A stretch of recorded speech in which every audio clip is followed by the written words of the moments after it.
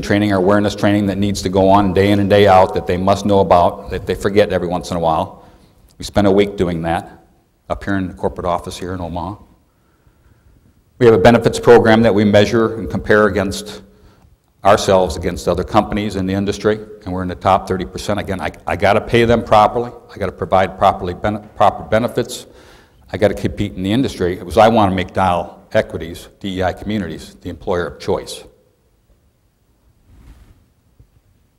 And of course, we do an annual satisfaction survey to measure ourselves against how we did last year compared to this year to figure out what things we need to do to make it better.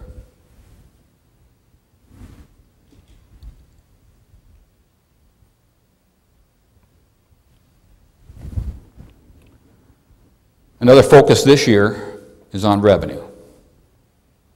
And you can see the bottom line there, revenue solves all problems.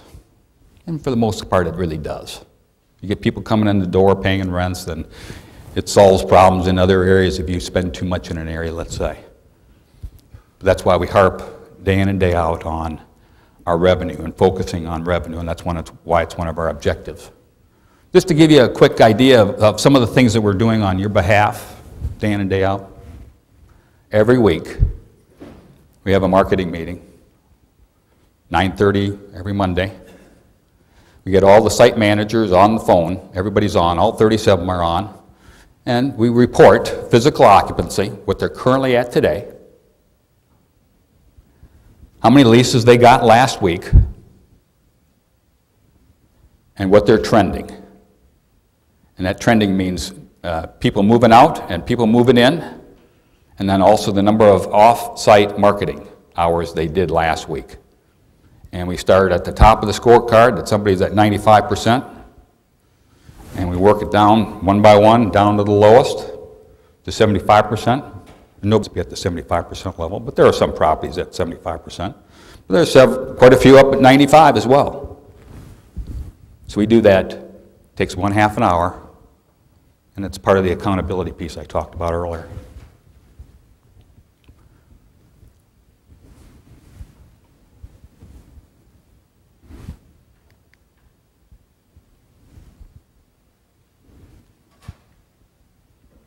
I got to go back.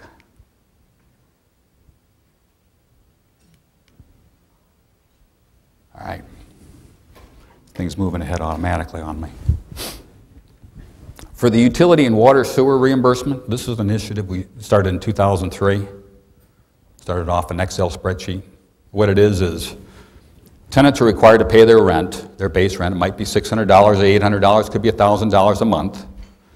But the industry allows, and your lease allows, and state government allows us as the owner to prorate and pass through a portion of the utility bill. I'm talking water and sewer bills. We started off in 2003, just learning. The industry was just starting to go this way. We did it off an Excel spreadsheet. And I remember our first time, the first set of bills on a particular property in Texas, we were patting ourselves on the back for collecting $25. And now, we're sending out over 1,000 bills a month, collecting $1.8 million, and this is our third generation application. We started at Excel, very simple, went to an Access database for a period of time, we outgrew that, and now we're on our own application that we developed. Very slick application. And we're collecting 73% of that total utility bill for all of our properties, not too bad. The trash expense this year, we started in December of last year.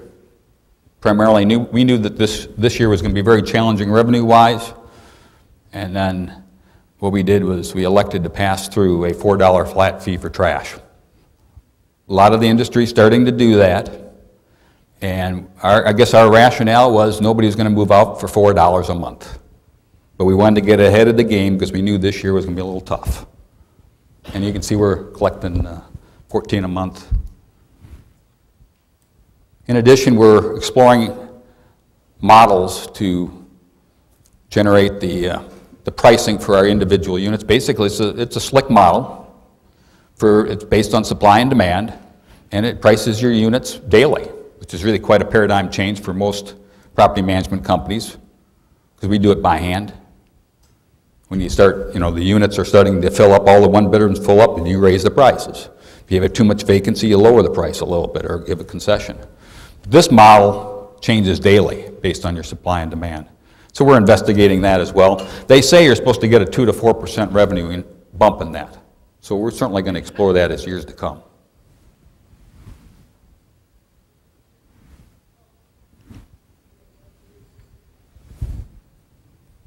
Again, the glue that ties all of our operations together is our information technology network, our property management software we use. We use real-time web-based property management software, like I mentioned. Somebody makes a change instantaneously, everybody can see it.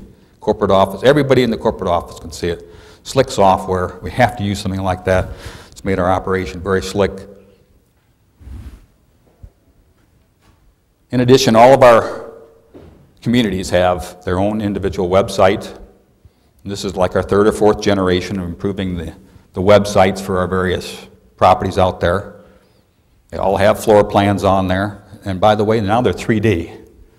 Somebody in Germany can be renting an apartment, applying for an apartment in Germany, moving their furniture around on our website, positioning it, and say, I want unit 202 at Country Estates Townhomes in West Omaha here. I want to move in this date. I know the pricing because it's priced there.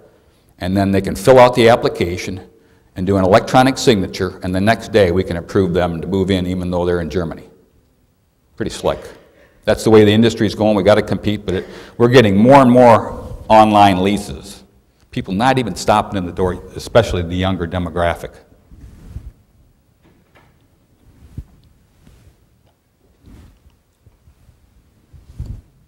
I wanted to spend a few moments on apartment demand, what we're currently facing right now. If you look on the left side here, the dark blue, those are apartment completions. I'm talking particular units, okay? Numbers of units, new pipeline, new supply coming online, apartments. And if you look for like about 94 to 2006, it's hovering about 250,000 units to 200,000 units per year. That's across the country. And that's about normal, you can see. In 2008, new pipeline or new supply across the country was right at 200,000. And then you see in the lighter colored blue, that's the demand that's going to be happening in years to come. I'm going to talk a little bit about that demand, where they're getting the numbers, why the industry thinks that it's going to be so robust in the future. Because what's happening, like Jack mentioned,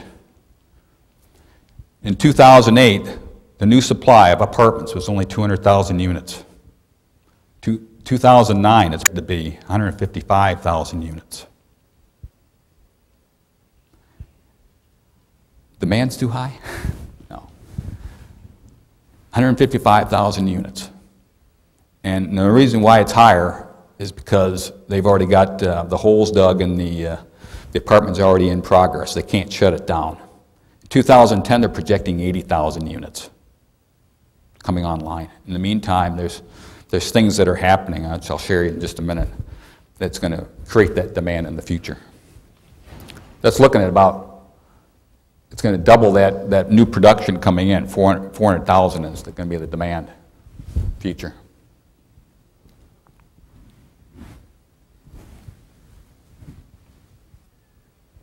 Short term, it's going to be a little challenging short term. Jack's already alluded to it. This country's in a recession. 9.5% unemployment today. Started back in January of 2008. This country's lost $7.2 million, or 7.2 million jobs in this country. And some of those people used to live in our apartments. And as I always tell people, that people need jobs to pay rent. But that's going to only be a short term because this country is going to turn around.